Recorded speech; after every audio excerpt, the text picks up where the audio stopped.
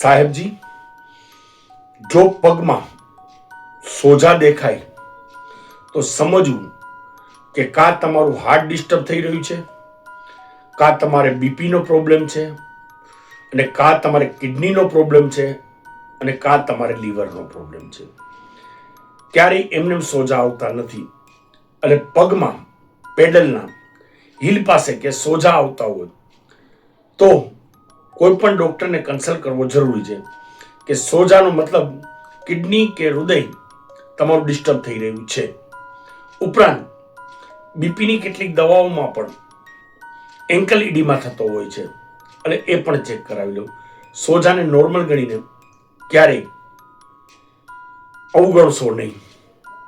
એટલે જો સોજા ચડતા હોય સાહેબ, તો રિપોર્ટ કરાવવા જરૂરી છે, અને રિપોર્ટ કરાવી અને આગળ વધવું. સાહેબજી, આ રીલ ગમી હોય તો લાઈક, શેર, સબસ્ક્રાઈબ અને સોજાને અવગણનાર વ્યક્તિઓને ફોલો કરવાનું કહેવાનું ભૂલતા નહીં.